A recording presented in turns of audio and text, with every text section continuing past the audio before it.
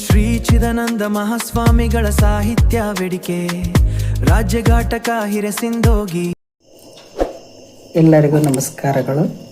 ಶ್ರೀ ಚಿದಾನಂದ ಮಹಾಸ್ವಾಮಿಗಳ ಸಾಹಿತ್ಯ ವೇದಿಕೆ ರಾಜ್ಯ ಘಟಕ ಹಿರೇಸಿಂಧೋಗಿ ರಾಜ್ಯ ಮಟ್ಟದ ಆನ್ಲೈನ್ ಕವನ ವಾಚನ ಸ್ಪರ್ಧೆ 2026.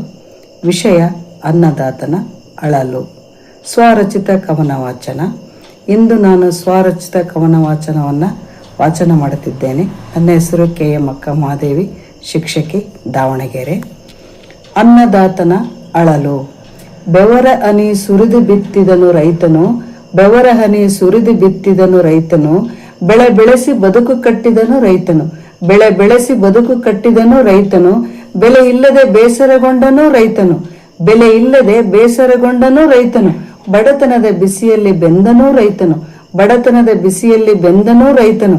ಮೋಡ ಬಂದು ಮಳೆ ಸುರಿಯದೇ ಹೋಗಿತು, ಮೋಡ ಬಂದು ಮಳೆ ಸುರಿಯದೇ ಹೋಗಿತು, ಮಣ್ಣಿನ ಮಡಿಲಿನ ಕನಸು ಒಣಗಿತು, ಮಣ್ಣಿನ ಮಡಿಲಿನ ಕನಸು ಒಣಗಿತು. ಸಾಲದ ಸಾಗರ ಮನದಲ್ಲಿ ತುಂಬಿತು, ಸಾಲದ ಸಾಗರ ಮನದಲ್ಲಿ ತುಂಬಿತು.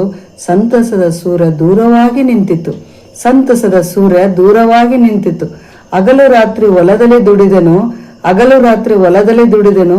ಹಸಿದ ಜನರ ಹೊಟ್ಟೆಗಳನ್ನು ತುಂಬಿದನು, ಹಸಿದ ಜನರ ಹೊಟ್ಟೆಗಳನ್ನು ತುಂಬಿದನು. ತನ್ನ ಕಷ್ಟವನ್ನು ತಾನೇ ಮರೆಮಾಚಿದನು, ತನ್ನ ಕಷ್ಟವನ್ನು ತಾನೇ ಮರೆಮಾಚಿದನು.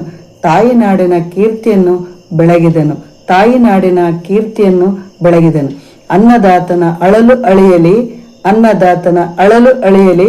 ಆತನ ಬದುಕಿನಲ್ಲಿ ಬೆಳಕು ಮೂಡಲಿ, ಆತನ ಬದುಕಿನಲ್ಲಿ ಬೆಳಕು ಮೂಡಲಿ.